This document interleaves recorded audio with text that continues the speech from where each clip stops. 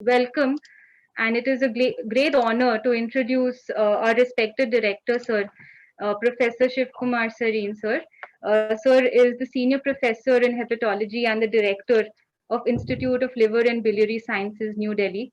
Sir was instrumental in setting up the Institute of Liver and Biliary Sciences under the auspice of Government of Delhi.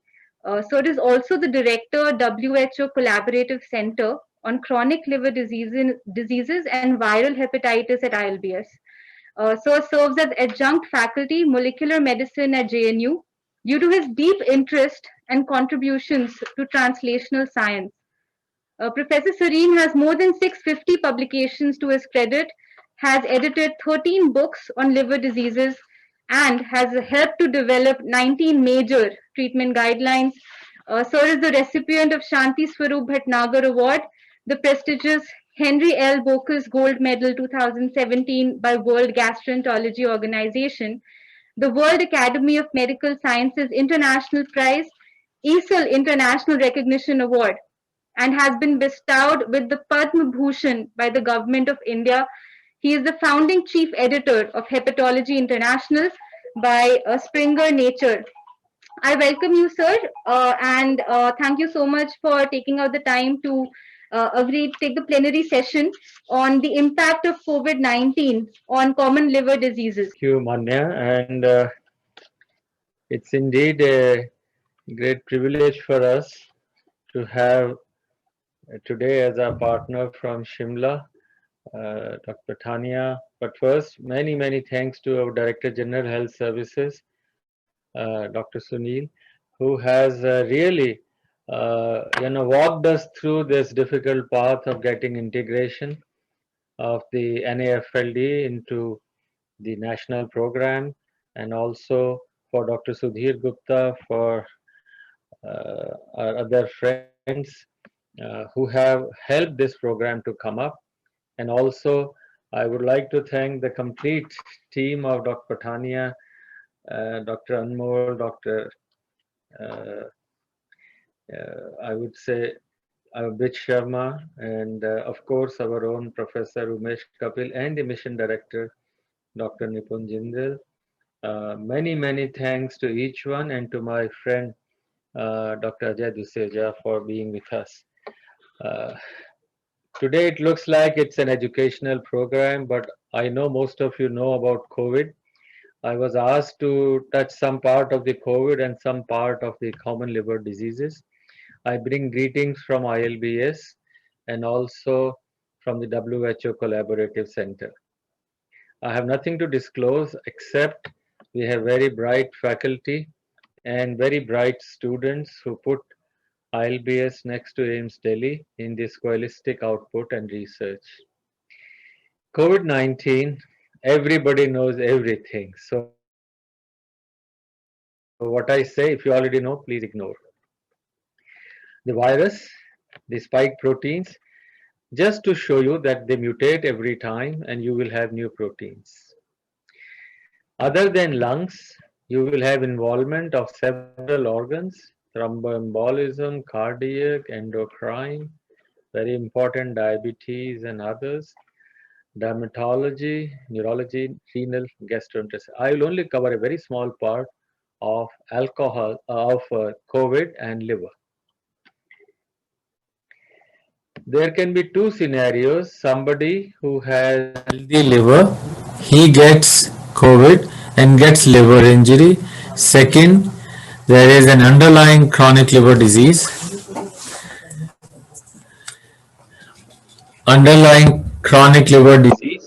and over and above a chronic liver disease. Can you hear me, please? Yes, sir, very much. Can you see? And the slides also are they seen? So let's start first with the common problem of why there is a injury to the liver. There is a severe inflammation into the lung. This leads to inflammatory markers spreading to all other organs. There is also a hypoxic injury. You give many drugs for antivirals or others, they all go to the liver and can cause injury. Microthrombosis of the hepatic sinusoids, where like any other part in the lung or heart, you can have microthrombosis. Direct damage by the virus is very limited, but it shows you that all this could be multifactorial. Let's look at the scenario. Basically, it is a bystander hepatitis. Bystander means lung gets the injury, and after that, there is a cytokine surge which goes to all other organs. Let's look at the normal liver. The normal liver, if it gets COVID, there can be an acute liver injury in a small proportion. In fact, it can lead to acute liver failure. We have not seen except one patient who had come with very high enzymes of about 7,000 and others.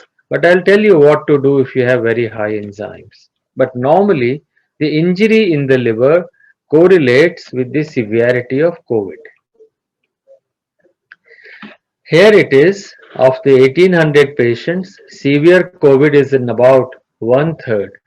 If the COVID is severe, there is more abnormality of AST, SGOT, SGPT as compared to a non-severe COVID.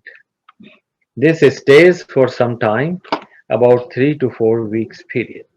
But if the liver enzymes AST, ALT are very high, you look for underlying chronic liver disease. Look for a reactivation or concomitant infection by hepatitis A or E or reactivation of B. You also need to see medications which can cause liver injury. If there is a muscle pain, you can have high CPK which can cause high AST levels also. Look for LDH and INR. Stop hepatotoxic drugs, especially if the AST ALT is more than 5 times. Don't give any antiviral. And if the bilirubin goes above 2, correct hypoxia, hypotension. Rarely you need a liver biopsy. Liver biopsy will not show you the virus, but the pattern of injury. How do you manage acute liver injury in a healthy liver otherwise? There is no specific treatment, but you try and see that you avoid all these drugs. And you can give an acetylcysteine, glutathione. These are the only kind of medically usable membrane stabilizers for the liver hepatocytes. Let's look at somebody who has got a fatty liver. Now, if there is a fatty liver, this is a huge problem. Today, our topic is also fatty liver. Just to show you, 1/4 of the world's population has fatty liver or fatty liver disease. Those who have fatty liver may have non-alcoholic steatohepatitis, means fat, and because of fat hepatitis, we'll come to it again. It can lead to fibrosis, cirrhosis, and liver cancer. Just to give you an idea, liver cancer due to hepatitis B or C can be about 2 to 3 to 5% at the most per year. But with NAFLD, it can go as high as 12% per year. This is a new term, metabolic dysfunction associated fatty liver disease, MAFLD. They just change from N to M. Now, this metabolic dysfunction associated fatty liver disease includes alcohol in mild or moderate, but what is more important is all kinds of fats. Now, how do you find out who has got fat in the liver? So, it is very simple. All diabetics, all those who are overweight or obese, means for us overweight will be about 23 or obese will be about 25 BMI. In addition to these two categories, lean or normal weight people who have two metabolic risk factors. Like earlier we used to know high BP or triglyceride, low HDL, all these, and waist circumference, all these now useful for defining a abnormal but weight wise normal individual. So who should all get screened and are high risk? Diabetics, overweight or obese. This is shown in this, that there may be somebody who has A BMI of less than 23 generally would be healthy, but he can be metabolically unhealthy. Metabolically, he is obese. So if this person gets COVID, he will have huge amount of cytokine release due to fat. On the other hand, there is good news. Everybody who is overweight or obese is not metabolically unhealthy. Some of them can be metabolically healthy. And if they are unhealthy, their fat is bad and there is sarcopenia of the muscle.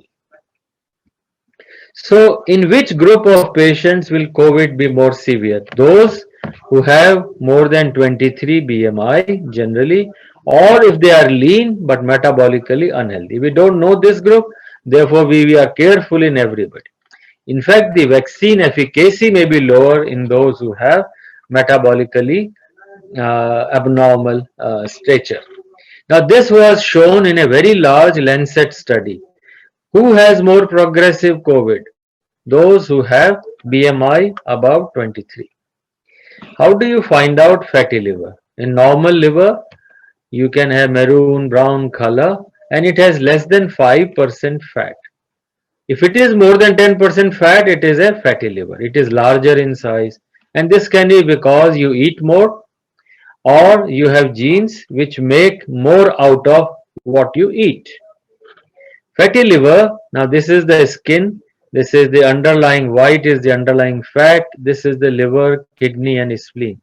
Normally, spleen and liver like brother sister should have same color, grayscale same. However, as you will see here, this liver is more white, it is close to the underlying fat. So in simple terms, we have more fat in this liver.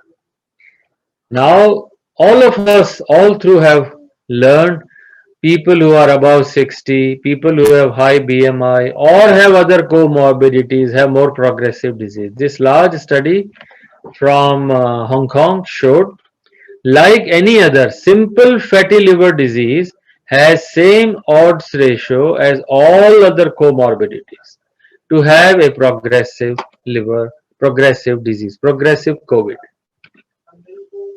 We therefore need to know in every patient who comes, otherwise also, but if comes with COVID, whether he has fatty liver disease or not, because this is an independent risk factor. So why NAFLD can lead to progressive COVID-19? Liver has largest number of macrophages, Kupffer cells, and as you know, macrophages carry all your iron. So if your liver is injured, the macrophages will release the iron. Oh, then you say high ferritin levels. Then you have all the inflammatory cytokine responses. So if there is fat in the liver, there is already a stage of mild inflammation.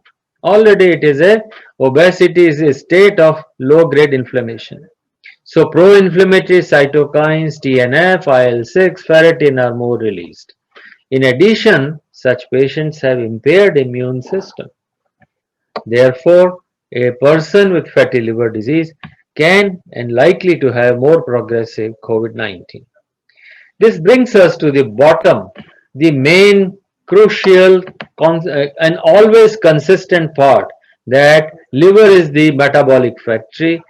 If the metabolic factory has a lot of fat, it has a capacity is reduced and therefore a fatty liver is an unhealthy liver and it is associated with and leads to development of possibly stroke, hypertension, heart disease, atherosclerosis.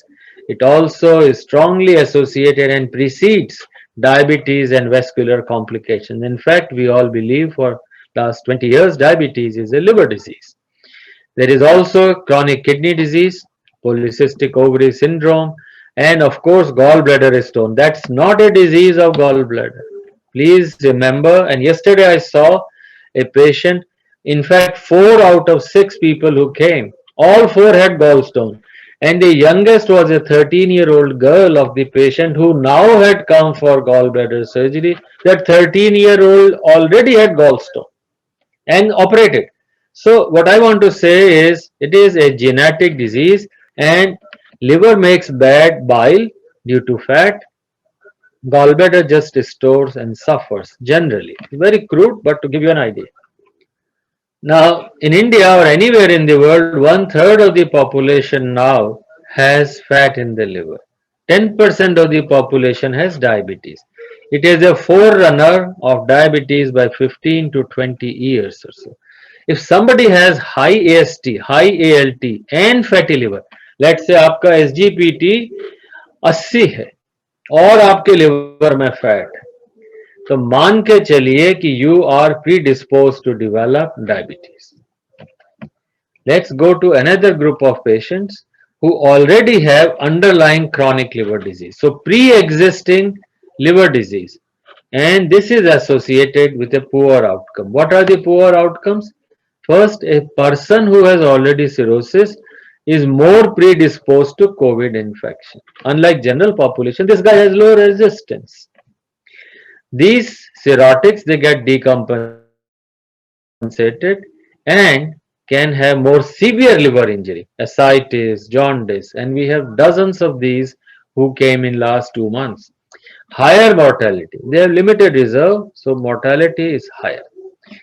We all know, and the principal surgeon would certainly know, that a patient who has got a child through a Turcotte-Pugh score, which is a CTP score, is bad for any surgery. So if the person has a CTP score above 9 or equal to 9, he has more chances of death than those who are child's A or B. This is like going towards child C. Such patients will die.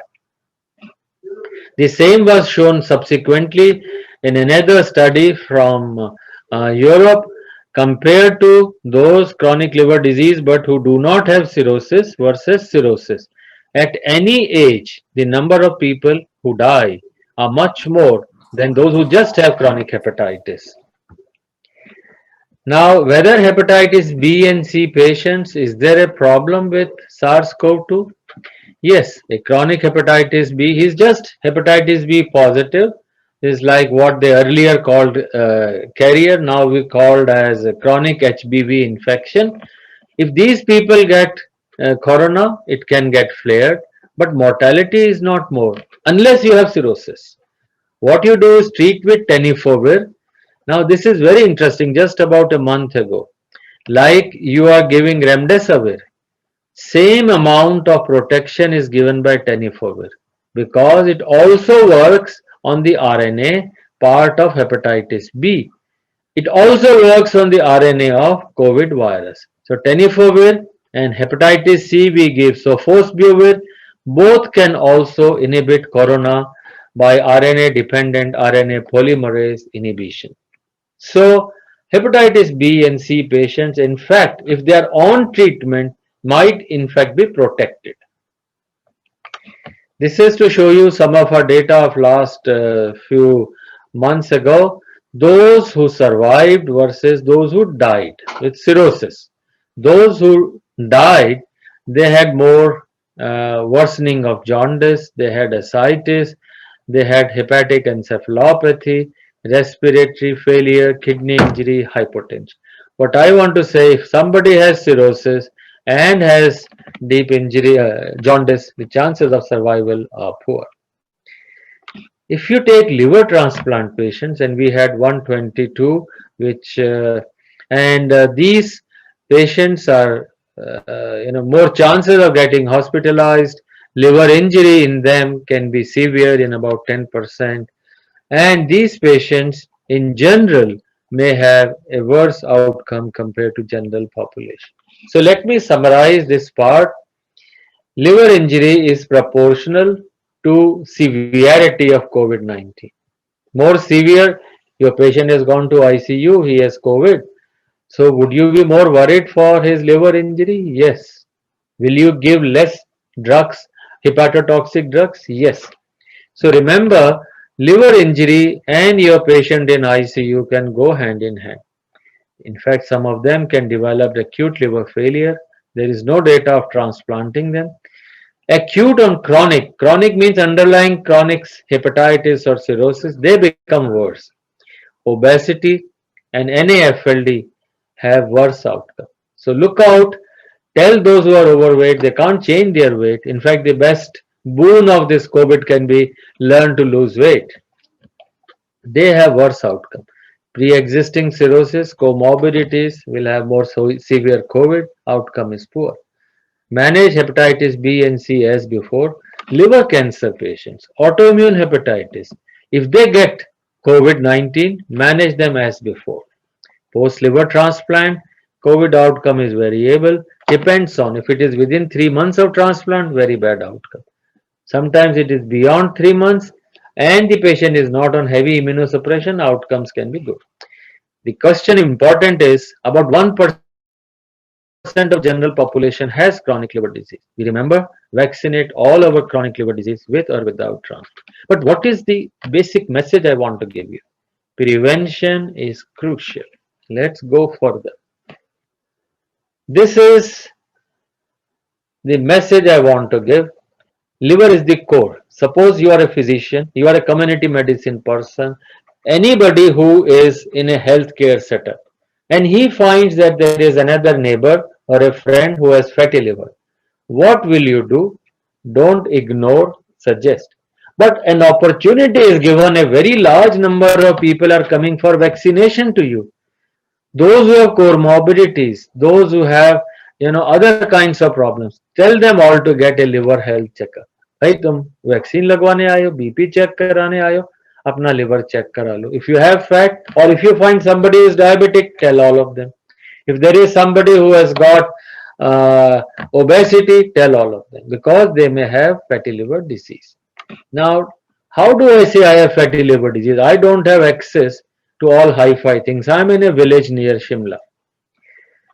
Tell your, the healthcare worker that take this family history that your mother, your father, brother, sister had metabolic syndrome, diabetes. Not you, your family history. Blood pressure, heart disease, kidney, liver disease, gallstone cancers, obesity, or he snores. If any such family history or you are suffering from any of this, there is a high chance that you have fatty liver disease. Second, just remember this simple formula of weight. If your height is, let's say, 170 and you are a male, 170 minus 100, this should be your weight, 70 kg. But you are 80 kg, you will certainly go get your liver check. For a female, 170 minus 105, add 5 pounds more, that would be your ideal weight. So if you are above ideal weight, you have a fatty liver. Then simple ultrasound and if possible fibroscan just to see the content of liver and fibrosis, SGPT or ALT, serum lipids and sugar. They will tell you if your fasting sugar is high and if you have, let's say, triglyceride is 250, so your blood triglyceride. Blood triglyceride is a reflection of liver triglyceride. You take this, liver will have 40% fat in the liver. SGPT or ALT, if a young boy of 25 years has an SGPT of 80, it is predicted that by the time he is 35, he may have first cardiac event. He has 7 times higher chance of first heart attack. If there is a child of 10 years and he is overweight, 10 years and he is overweight by a degree of 3 means he is from morbid obese, not morbid obese, he is overweight and obese. A 10-year-old, his heart has worked as if the heart has worked for 40 years. So a 10-year-old child's heart is same as a 40-year-old man. So much work has been done, oxygen has been consumed. So what I am telling you, simple understanding of weight, your fibroscan or a abdominal ultrasound, SGPT, lipids and sugar. Therefore, my friends, seniors, colleagues, change your attitude. Don't say fatty liver, so what? Change it that fat in the liver is an alarm for you to get back to a proper ideal health. Please invest in liver health. I'm so lucky, the ILBS is so lucky, and that the DGHS and you all have joined us, and we would like you to have a dedicated liver health workforce. IGMC Shimla can help us conducting surveys. Join us as We are a WHO center. We'll be very privileged if you join us as a collaborator to help reduce fatty liver, diabetes, and heart disease. And we will check after 10 years that whether an intervention like today's has changed whole of the region of Himachal Pradesh. With that, I would like to say, I may be biased, but this is my feeling. A healthy liver will lead to healthy human beings, healthy Indians, and a healthy India. Thank you all.